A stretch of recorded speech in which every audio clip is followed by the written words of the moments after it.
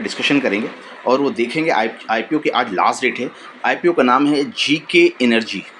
GK energy 19 से 23 तक चलने वाला है। आज उसका लास्ट ट्रेडिंग सेशन है। 2 दिनों के सेशन में सब्सक्रिप्शन डेटा और जीएमपी अच्छे आते हुए दिख रहे हैं और सेक्टर वाइज भी ये कंपनी अच्छी करती हुई दिखती है। चलिए वन बाय वन देखते हैं कैसा रहता है आईपीओ का पोजीशन और इसमें अप्लाई करना है नहीं करना है आप डिसाइड कर सकते हैं। और उसके लिए आप लोगों को एक रिव्यू पॉइंट भी देखेंगे कि लोग क्या कह रहे हैं इसके बारे में। आईपीओ को जीएमपी का फर्स्ट ऑफ ऑल चेक करेंगे, जीएमपी क्या चल रहा है। ये 23 सितंबर के अकॉर्डिंग देखेंगे जीएमपी 7 बजे के हिसाब से जो जीएमपी आ रही है, वंस एस्टिमेटेड प्राइस 30% का जीएमपी बढ़ता हुआ दिख रहा है। अब 13% जीएमपी में प्राइस कितनी की आ रही है, तो प्राइस देखेंगे आईपीओ का प्राइस 153 रुपीज़ की है और 20 रुपये का जीएमपी के आधार पर सब्सक्रिप्शन डेटा अभी तक 2 दिनों में 6.7x सब्सक्राइब हो चुके हैं, यानी 6 गुना से ऊपर सब्सक्रिप्शन हो चुका है। यानी सब्सक्रिप्शन डेटा ऑलमोस्ट ठीक ठाक आ रहा है। जीएमपी आपको करीब 20% की बढ़ रही है, तो हम बोल रहे हैं कि हमारा जीएमपी 13% से ऊपर बढ़ रहा है। तो एक कुशन साइड मिल गया है आईपीओ में अप्लाई करने के लिए, जिसको 13% जीएमपी मिल रही है। उस हिसाब से जीएमपी में पास होता दिख रहा है। नेक्स्ट जीएमपी के बाद हम लोग नेक्स्ट डेटा जो चेक करते हैं सब्सक्रिप्शन। आज के 2 दिनों के बाद ये तीसरे दिन का है, तो हम सब्सक्रिप्शन डेटा पे एनालाइज कर सकते हैं। तो क्यूआईबी क्या कर रही है, क्यूआईबी ने देखिए कि 19 तारीख के दिन में 2x सब्सक्राइब की है, 20 तारीख के दिनों में 3x सब्सक्राइब की है, यानी 19 तारीख और 22 तारीख के दिनों में। तो यूँ बोल सकते हैं क्यूआईबी भैया अपने कोटा आप सब्सक्राइब कर चुकी है। एनआईएन क्या कर रही है, एनआईएन देखिए 19 तारीख के दिनों में ये करीब 2.74x सब्सक्राइब किया है और 22 तारीख के दिनों में करीब 10x सब्सक्राइब किया है। यहाँ भी सब्सक्रिप्शन डेटा अच्छा खासा दिख रहा है। रिटेल देखेंगे तो 2.83x सब्सक्राइब किया है फर्स्ट डे में और सेकंड डे में 7x सब्सक्राइब किया, यानी 7 2 9 गुना सब्सक्रिप्शन, करीब 10 गुना सब्सक्रिप्शन हो गया। यानी 1:10 का रेशियो में आपको मिलने की संभावना है, यानी 10 लोगों में 1 लोगों को मिलेगी। अभी तक के जीएमपी सब्सक्रिप्शन डेटा एक दिन का सब्सक्रिप्शन डेटा और बचा है। ये आईपीओ टोटल कितने सब्सक्राइब, फर्स्ट डे के दिनों में 2.69x सब्सक्राइब हुई, सेकंड डे के दिनों में 6.70x सब्सक्राइब हुई। सब्सक्रिप्शन डेटा सेकंड डे में 6x हुए। आज मान लेते हैं जिस रेशियो से बढ़ रहा है तो ये 10x तक सब्सक्रिप्शन हो सकता है। और रिटेल कैटेगरी में कितने हो रहे हैं, 10 ऑलरेडी हो चुके हैं, तो और 5 बढ़ जाएंगे। मान लेते हैं 15 सब्सक्राइब होंगे तो 15:1 का रेशियो रिटेल कैटेगरी में आता हुआ दिख सकता है कि 15 लोगों में 1 लोगों को आईपीओ अलॉटमेंट हो सकता है। अब सीधा बात करेंगे इंपॉर्टेंट डेट की। इंपॉर्टेंट डेट 19 तारीख का है, 23 तारीख तक चलने वाला है, यानी आज तक। इशू साइज कितने का है, 145 रुपये से 153 रुपया। प्राइस बैंड ठीक ठाक है, रिटेल की कैटेगरी के हिसाब से देखा जाए तो प्राइस बैंड 100-150 के आसपास दिख रहा है। देन अब सीधा आते हैं हम इनके इशू साइज पे। 463 करोड़ का आईपीओ है, यानी इशू साइज भी मीडियम से लो से ऊपर है, मीडियम साइज का आईपीओ बोल सकते हैं। जिसमें फ्रेश कितना कर रहे हैं कि 400 करोड़ का फ्रेश कर रहे हैं, यानी पैसा लगाने जा रहे हैं, 64 करोड़ लेके जाने जा रहे हैं। तो ठीक है, 80% आप लगा रहे हो, वेल एंड गुड। 80% मतलब 85% के आसपास आप लगाने जा रहे हो, ठीक है। 85% का रेशियो लगाने का तो एक अच्छी चीज़ निकल के आ रही है। फेस वैल्यू 2 रुपये का आ रहा है। प्रमोटर क्या कहते हैं, प्रमोटर होल्डिंग प्री आईपीओ और पोस्ट आईपीओ 93 और 84 का हो रहा है, यानी प्रमोटर अगर देखा जाए तो 450 करोड़ निकाल रही है। कितने रुपया दे करके निकाल रही है, तो यहाँ देख सकते हैं 2% और 5%, यानी 15% इक्विटी को सेल कर करके 400 करोड़ निकालने जा रही है। तो उस ओवरऑल मार्केट कैप क्या बनता है, थोड़ा कमेंट्स में बताइए आप लोग। देन ईआईपीओ को चलने का कारण क्या हो सकता है, इसकी बिजनेस मॉडल।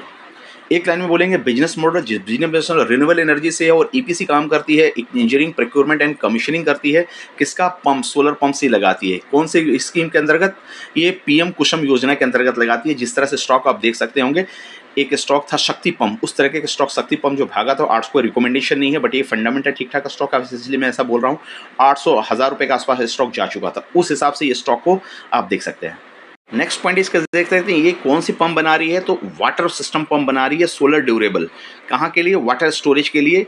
लोकेशन क्या होगा, लोकेशन गवर्नमेंट बॉडीज के लिए बना रही है, सेल कर रही है, ईपीसी कर रही है। थोड़ा सा कांस्टेंट भी बोल सकते हैं, गवर्नमेंट बॉडी भी बना, ज़्यादा मार्जिन पे काम नहीं कर पाएगी, सेल तो मिल जाएगा इनको, मार्जिन तो थोड़ा कॉन्ट्रैक्ट होते हैं गवर्नमेंट बॉडी से के लिए।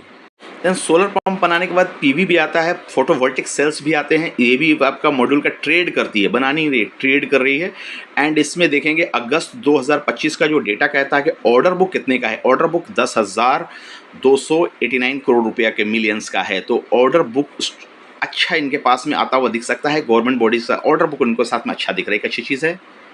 देन 450 करोड़ रुपया उठा रही है, तो पैसा कहाँ लेके जाएगी, पैसा ले जाने का मतलब हो गया कि 450 में 322 करोड़ रुपया आपका लॉन्ग टर्म वर्किंग कैपिटल पैसा लगाने जा रही है और जनरल कॉर्पस पर्पस के लिए रिमेनिंग यूज़ करिए। यानी बोल सकते हैं कि 70% रुपीज़ आपको फंड को लगाने जा रही है जनरल कॉर्पोरेट वर्किंग कैपिटल के तौर पे। फाइनेंशियल को देखा तो फाइनेंशियल डेटा ने डीआरएचपी के हिसाब से 21 मार्च 2025 31 मार्च 25 का ही डेटा दिया है, एक सिंगल ईयर का ही डेटा दिया है। एसेट देखिए 583 करोड़ है, टोटल इनकम 1000 के आसपास है, रेवेन्यू सेल 1000 के आसपास कर रहे 1100 करोड़ के आसपास। प्रॉफिट आफ्टर टैक्स 133 करोड़ है, तो सेल के हिसाब से प्रॉफिट आफ्टर टैक्स आपका 13% के आसपास आता हुआ दिख सकता है। इबिटा आपको देखे तो 199 करोड़ है, नेट वर्थ देखे 209 करोड़ है, रिजर्व एंड सरप्लस 175 करोड़ है, टोटल बोरोइंग 217 करोड़ है। की परफॉर्मेंस इंडिकेटर कह रहा है आरओई क्या निकाल रही है, 63 का आरओई बहुत बढ़िया है, आरओसी 55 का बहुत बढ़िया है, डेट टू इक्विटी 0.74 थोड़ा सा डेट बोलेंगे 0.5 से ऊपर है। बट सोलर कंपनी हो, पीवी पे काम कर रहे हो, कैपिटल इंटेंसिव बिजनेस है, थोड़ा लोन लेके ही करना पड़ेगा, थोड़ा इसमें इशू है। देन आइए रिटर्न ऑन नेटवर्थ देखिएगा 63 का अच्छा है, पैट मार्जिन 12 का है, मार्जिन कम है, इबिटा मार्जिन 18 का है, ठीक है, इबिटा पैट दोनों ठीक ठाक है, जबकि इस तरह के बिजनेस में पैट और इबिटा अच्छा, सोलर में मार्जिन ज़्यादा होते हैं, लेकिन इसमें सोलर पैनल करने के बाद भी मार्जिन थोड़ी कम है। बुक वैल्यू 12 पे आ रही, तो 12 के बुक वैल्यू पे थोड़ा सा बोलेंगे, बुक वैल्यू के अकाउंट थोड़ा सा स्ट्रगल करता हुआ दिख सकता है। 12 के बुक वैल्यू पे पंप्स, वाह। वैल्यूएशन को अकाउंटिंग अगेन एक पैरामीटर आएगा, ईपीएस कितना निकाल रही है, ईपीएस प्री आईपीओ देखिए 7.54 का है, पोस्ट आईपीओ में आ जाएगा ईपीएस 6.57, तो पी घट जाएगी, उस हिसाब से घटेगी बढ़ेगी, 20 का पी के बाद में 23 का पी हो गया, यानी अभी आईपीओ होने के साथ जिस प्राइस बैंड पे ला रही है, अपर प्राइस बैंड को कंसीडर करें 23 का पी पे है, तो इंडस्ट्री के पी से कम है, ज़्यादा है, हम वैल्यूएशन कंसर्न करेंगे, लेकिन ये बोल सकते हैं सिंगल शॉट में 50 के पी से कम है, 20 से थोड़ा ऊपर है, यानी मीडियम और मीडियम रेंज की पी है।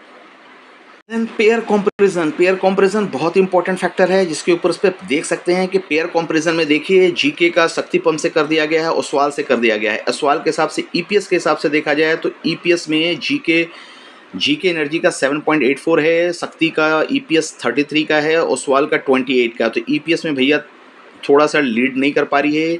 एनएवी देखें 12 का है, शक्ति का 96 का है, ओसवाल का 44 का, तो एनएवी में भी कमज़ोर है। पी के हिसाब से देखें तो 24 और 29 का पी आ रहा है, और हमारा पी कितने का आ रहा है, लास्ट में हमने दिखाया आपको 23 का पी आ रहा है, तो 23 के प्राइस पी के हिसाब से शक्ति के कंपटीशन में लेकर के आ रही है। नेक्स्ट पॉइंट इसका देखते हैं, रिटर्न ऑन नेटवर्थ देखेंगे 63, 35 एंड 93 है, तो बोल सकते हैं रिटर्न नेटवर्थ मीडियम में है। तो उस हिसाब से ओवरऑल वैल्यूएशन के हिसाब से अगर कंपेयर के थ्रू कंपैरिजन करने से देखा जाए तो शक्ति पंप के आसपास पी पे ला रही है। कहाँ की दिख रही है, महाराष्ट्र पुणे की कंपनी दिख रही है, थोड़ा इनका अच्छा खासा आईपीओ दिख रहा है। इसमें आईपीओ में हमारा कोई रिकमेंडेशन नहीं है, लेकिन फंड हाउस के रिकमेंडेशन है। फंड हाउस के रिकमेंडेशन के हिसाब से देखेंगे 8 में अप्लाई करने बोल रहे हैं, 80% आ रही है, एक न्यूट्रल रहने बोल रहे हैं, तो उस हिसाब से 8 आउट ऑफ 9 में देखा जाए तो 8 लोग अप्लाई करें, 80% इनको वोट मिलता दिख रहा है अप्लाई के लिए। रिकमेंडेशन में मैं सबसे पहले देखता हूं दिलीप देवता का। दिलीप देवता हमारे फेवरेट है और हर आईपीओ में वो उसकी ओपिनियन रहती है, लेकिन यहाँ नॉट रेटेड करके दिलीप देवता का आया है। थोड़ा सा कंसर्न दिलीप देवता साहब के लिए है, क्योंकि डीप एनालिसिस दिलीप देवता साहब ही करते हैं। तो फ्रेंड्स, आप लोगों को 5 से 10 मिनट्स के अंदर आईपीओ का एनालिसिस कैसा लगा कमेंट्स में ज़रूर बताएं। आप लोग अप्लाई करने जा रहे हैं, क्योंकि थर्ड डे है, मैं तो अप्लाई करने जा रहा हूं। आईपीओ मुझे थोड़ा ठीक ठाक दिखता है, सेक्टर वाइज ठीक ठाक, ये मेरा पर्सनल ओपिनियन हो सकता है, आप उससे डिफरेंस भी ओपिनियन रख सकते हैं। तो इस तरीके से वीडियो के लिए चैनल को लाइक करें, सब्सक्राइब करें, शेयर करें, और हर आईपीओ में अप्लाई करना ज़रूरी नहीं है, उसी आईपीओ में अप्लाई कीजिए जिसकी जीएमपी एटलीस्ट 10% से ऊपर हो लास्ट सेशन में। तो उस हिसाब से देखिए सब्सक्रिप्शन डेटा ठीक आएगा, आईपीओ का साइज़ ठीक होनी चाहिए, वो भी हमको चेकलिस्ट में पास होता दिख रहा है, एंड रिकमेंडेशन भी ठीक ठाक अच्छे आ रहे हैं रिकमेंडेशन भी। और दूसरा से बिजनेस इसके अच्छे हैं, सोलर प्लस पंप इस तरह से है, और इनके ऑर्डर्स अच्छे हैं, मार्जिन थोड़े से इंटैक्ट हैं, ठीक है, लेकिन ऑर्डर वैल्यू यानी हाई सेल प्रोडक्ट के हिसाब से आप इसको देख सकते हैं। करीब करीब आपका 4000 के आसपास आपको मार्केट कैप बनता हुआ दिखेगा, स्मॉल कैप कंपनी बनती हुई दिखेगी, उस हिसाब से भी आप इसको देख सकते हैं। चलिए फ्रेंड, मिलते हैं अगले वीडियो में, तब तक के बाय बाय। चैनल को लाइक करें, कमेंट्स करें, सब्सक्राइब करें।